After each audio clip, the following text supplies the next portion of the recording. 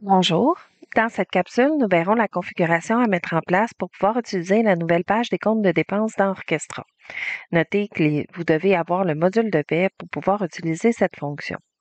Il y a plusieurs étapes de configuration pour assurer le bon fonctionnement de ce module qui n'ont pas besoin d'être faites à chaque saisie de compte de dépenses.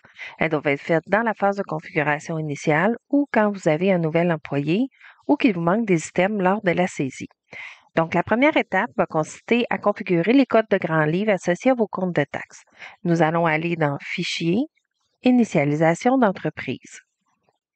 Puis, dans le menu de gauche, nous allons choisir Formulaire transactionnel. Nous allons aller dans l'onglet Vente, puis descendre dans l'onglet Taxes. Assurez-vous que chaque code de taxe qui seront utilisés ont des comptes de grand livre pour les achats. Vous pouvez également en profiter pour vous ajouter un code de taxe à zéro au lieu d'avoir aucun au manuel quand vous avez vos factures. Si vous n'en avez pas, comme dans la démonstration, j'ai un code NA à zéro. Une fois que c'est fait, nous pouvons passer à la deuxième étape qui consiste à créer des codes d'articles remboursables. Vous allez aller dans Comptabilité, Éditeur de chèques, Item de compte de dépenses. Dans la ligne d'ajout, saisissez un code d'article et complétez les colonnes. Pour les articles, c'est un champ texte libre, donc vous pouvez créer des codes propres au compte de dépenses sans lien avec le catalogue d'articles disponible dans Données articles. Notez que si un même item doit être mis dans des codes de grands livres différents ou avoir des taxes différentes, vous devez avoir autant de codes d'articles différents que vous aurez de comptes et de taxes, car l'utilisateur ne pourra pas modifier les taxes ni le compte de grands livres associé. Il devra seulement choisir l'article et ses caractéristiques devront être configurées correctement. Pour le montant, il doit être rempli seulement si c'est le même montant qui est remboursé à toutes les fois, comme par exemple du kilométrage. Le montant maximum indique le montant remboursable maximum pour une année fiscale. Au niveau des taxes, vous devez saisir les codes de taxes applicables ainsi que le pourcentage de récupération du montant qui sera fait. Portez attention aux combinaisons que vous faites, comme les montants seront saisis dans le compte de dépenses avec toutes taxes incluses, ça va influencer le montant qui sera calculé. Par exemple, si la taxe provinciale québécoise a été chargée, mais n'est pas réclamée en remboursement, vous devez sélectionner TVQ et 0 Si la taxe provinciale québécoise n'a pas été chargée, alors dans ce cas, vous ne mettez pas de taxe provinciale et vous mettez un code de taxe à 0. Si vous choisissez TPS à 50 vous aurez 50 du montant de la taxe de TPS et non 50 du taux. Si les taxes ne sont pas réclamées, vous pouvez mettre soit TPS à 0 ou TVQ à 0 ou mettre 2 fois un code de taxe dont le pourcentage est à 0. Vous pouvez donc mettre 2 fois NA, mais pas mettre 2 fois TPS. Si vous souhaitez réclamer toute la taxe pour un item, mettez alors 100 au niveau du taux de réclamation. Au niveau des comptes de grands livres, vous devez saisir un compte dans lequel sera imputée cette dépense. Pour la référence peut être une commande client, un OF ou un équipement. Si c'est jamais le même, alors laissez le champ vide. Ce sera l'utilisateur qui va le remplir. Finalement, les deux dernières cases permettent de barrer un champ en modification. Ainsi, si vous ne souhaitez pas que l'utilisateur modifie le montant, par exemple dans le cas d'un remboursement de kilométrage, vous devez cocher la case montant gelé. C'est le même principe pour la case de quantité gelée. Une fois votre ligne complétée, cliquez sur la flèche pour l'ajouter, puis passez au prochain code. Saisissez tous les codes dont vos utilisateurs auront besoin pour compléter leur compte de dépenses. Les deux prochaines étapes consistent en des configurations dans la paye, car peu importe la façon dont vous allez payer le compte, vous allez avoir besoin d'un compte de revenu fixe et d'indiquer le compte bancaire à prendre. Pour la troisième étape, nous allons aller créer le revenu, donc dans Paye, Configuration, Revenu.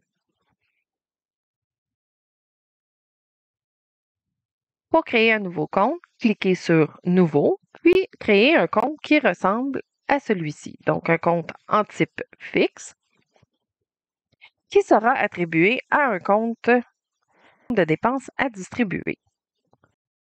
Cliquez ensuite sur Sauvegarder dans le menu de gauche. N'oubliez pas d'aller attribuer à vos employés. Pour ce faire, vous devez cliquer sur Qui dans le menu de gauche, puis choisir l'employé dans la liste déroulante et cliquer sur Ajouter un revenu. Faites ceci pour tous vos employés. Une fois terminé, fermez la fenêtre. Pour la quatrième étape, nous allons aller dans la configuration de la paye elle-même. Nous allons aller dans Paye, Configuration, puis Initialisation. Dans l'onglet Fiscalité, dans la case Type de revenu dépenses, venez choisir le revenu que vous venez de créer. N'oubliez pas de sauvegarder. Allez ensuite dans Comptabilité, puis assurez-vous qu'un compte bancaire est sélectionné dans la première case. La cinquième étape consiste à paramétrer les fiches employées. Il vous faudra faire une première fois tous les employés en phase d'implantation, puis pour chaque nouvel employé par la suite. Pour ce faire, nous allons aller dans Données, Gestion des employés, Employés,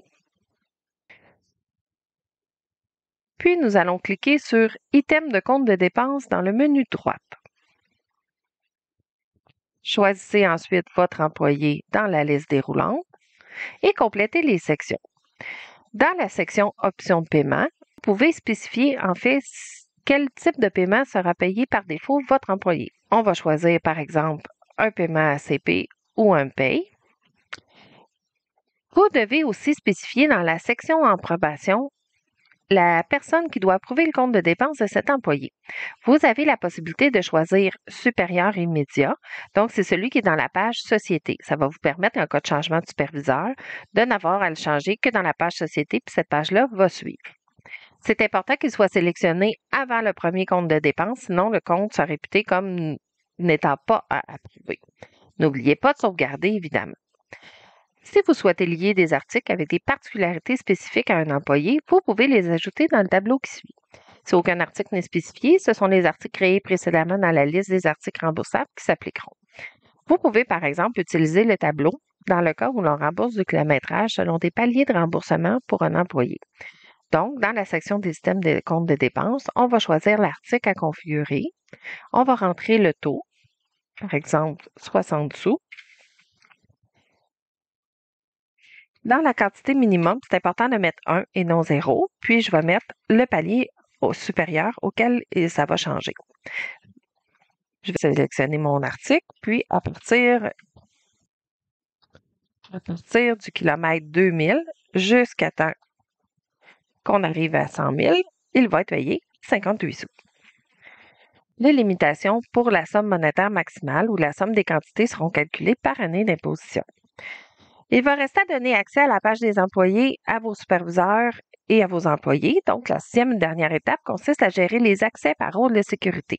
Il faut d'abord donner accès aux différentes pages, puis gérer les actions possibles dans les pages. On va commencer par donner accès aux pages en allant dans Fichier, Gestion générale, Sécurité, Gestion de l'accessibilité des rôles.